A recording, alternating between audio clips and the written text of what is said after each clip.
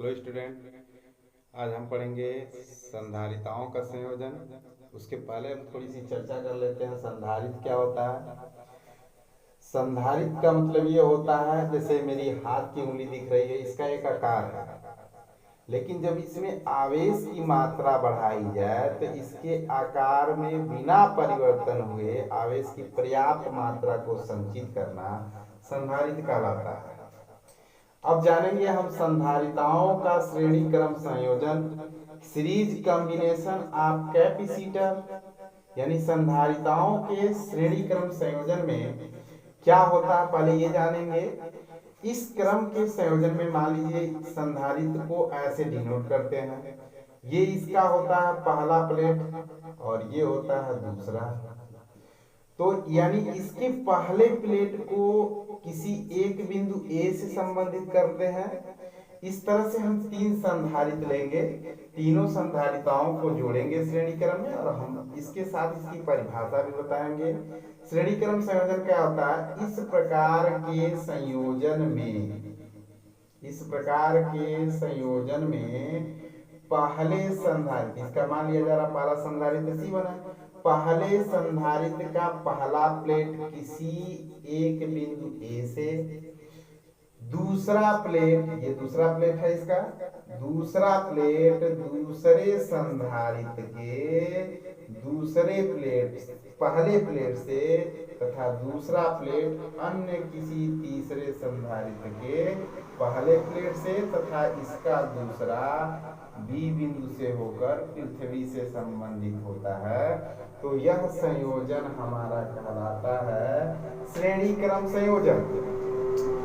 इसपे पहले प्लेट पे प्लस Q आवेश है, जिसके प्रेरण के कारण इसके भीतरी प्लेट पर माइनस, दूसरे प्लेट पर माइनस Q आवेश उत्पन्न हो जाएगा, और इसके प्रेरण के कारण यह प्रतिक्रिया दोहराई जाएगी।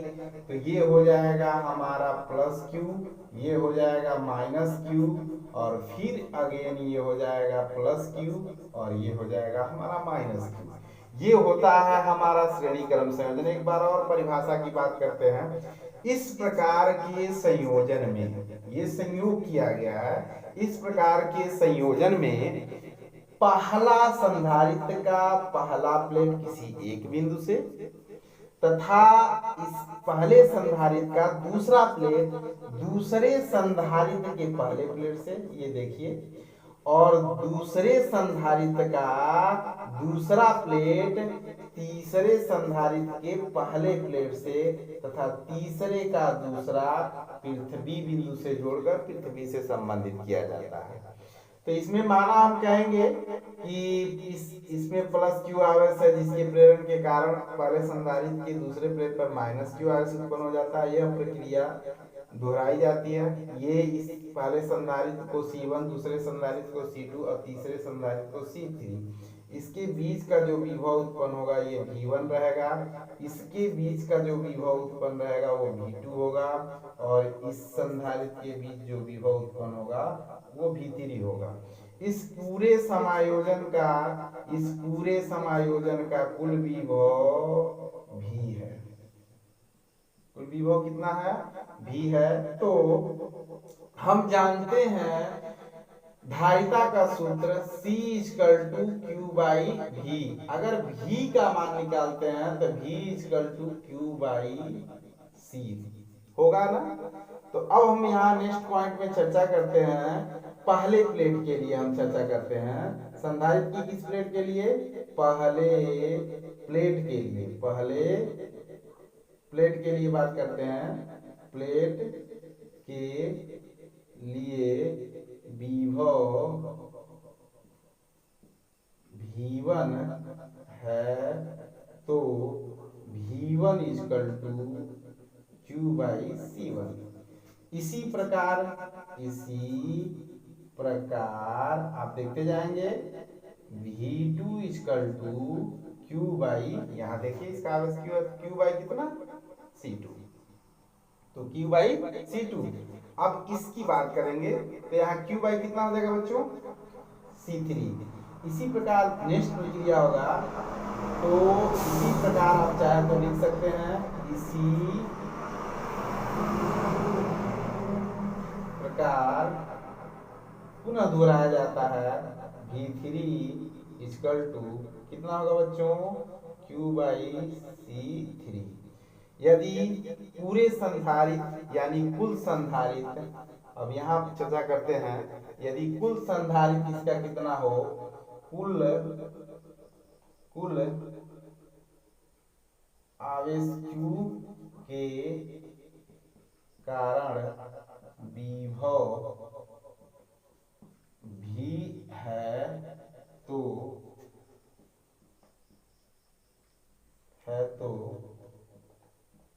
तुल्य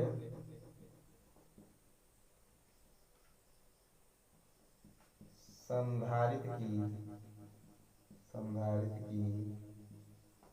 धारिता निकालेंगे बच्चों। ये हमारा भी है तो अब देखिए, तो V equal to V1 plus V2 plus V3, तीनों मान आप यहाँ ये तीनों मान यहाँ रखिए। तो V equal to Q/C1 plus Q/C2 plus Q/C3। अब V इक्वल टू यहाँ होता है Q/C, यहाँ रख दीजिए। तो Q/C equal to Q/C1 plus Q/C2 plus Q से Q कॉमन करेंगे, इससे काट लेंगे। तो 1/C equal to 1/C1 plus 1/C2 plus 1/C3। यही हमारा तुल्य संधारिताओं के संयोजन का श्रेणी क्रम में तुल्य संयोजन के लिए सूत्र प्राप्त होता है 1/C equal to 1/C1 plus 1/C2 plus 1/C3। That's clear, okay.